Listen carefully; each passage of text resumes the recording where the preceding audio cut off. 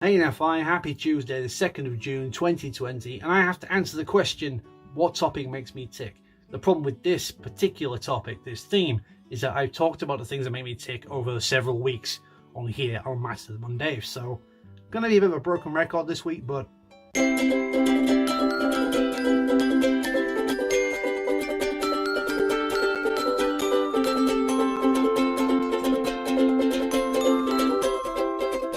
community, lore, anime, RPGs, all things that I am very interested in, very invested in, and I spend most of my time dealing with to one extent or the other. Community is important to me because A, this is what this is and it's always been important, but B, it's also important to me because it's kind of what I do online when I'm not at my other job. And out of the two things, it is something I enjoy doing the most because it's interacting with so many different people and getting to learn from so many different people. And that really works for me because one of the biggest things I do is I pay attention to people and try to learn as much about them as I can, both their flaws and their up points, and then learn from them, incorporate that into my own personality if it makes sense. And of course it helps you know how to deal with certain individuals in a community setting, especially when something negative comes up like punishment or bringing someone aside and saying, hey, this is not okay. Or of course dealing with more professional level people and sending off emails to companies and things like that. You need to know how to interact with people. And of course, even though companies are big faceless things, they're operated by people on the other end of that email exchange, and you still need to know how to talk to that person on the other end. Anime is something else I don't get a lot of time to consume these days, honestly, and it's something I really used to enjoy, but when I say anime, it tends to be more the mainstream stuff like Dragon Ball Z and Naruto and Yu-Gi-Oh, if you can call Yu-Gi-Oh an anime. But as I mentioned a few weeks ago, RWBY is classed as an anime, and that's become one of my favourite series over the last 10 years. As to why I like it so much, it's more just because that is what I grew up watching on Cartoon Network, Dragon Ball Z and Yu-Gi-Oh on Nickelodeon, and I just got to really enjoy that sort of animation. Besides the main ones, I've also watched another 50 anime series or so in my time over the last few years. I went through a phase where I was binging anime an awful lot over one December, and I think I watched about 20 series in the space of a month. Really enjoyed it, but I got a bit burnt out from it. And fun enough, ever since then I haven't sat down and watched an anime for any sort of length of time compared to what I used to.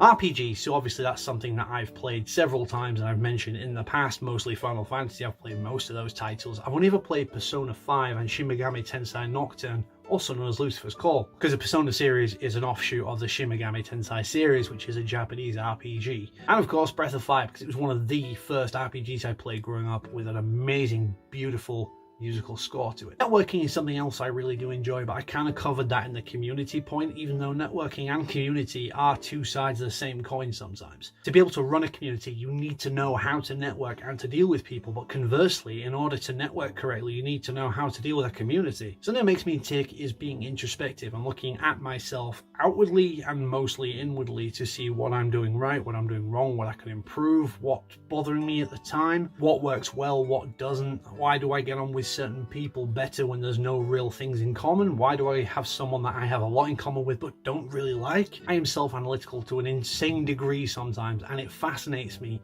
how this complicated web of social connections works and how it forms me as a person, hence my stream of consciousness video playlist that I've done previously and I hope to add to at some point. And I'm going to wrap up this video with traveling. I've covered traveling a lot. I've made a lot of videos even on this channel and other channels about trains and stuff, but it's not just about trains. It's less about trains. It's more about the travel, the journey, the experience. I just happen to really enjoy traveling on trains more than I do sort of coaches or flying. I don't mind flying. It's quite a novel experience because I don't do it very often. Coaches and buses, I'm really indifferent, if not slightly skewed away from. But a train, I suppose, is like the representation of a journey from start to finish. There's normally delays on the line, which can kind of be seen as a metaphor for life, I guess. But this is where things start to incorporate into each other, like the self-analytical and looking at the wider world, which I'm also really fascinated by. Learning how things tick and incorporate into my own life, as well as journeys and everything else I do, it all sort of roundabout comes into this big package that then I call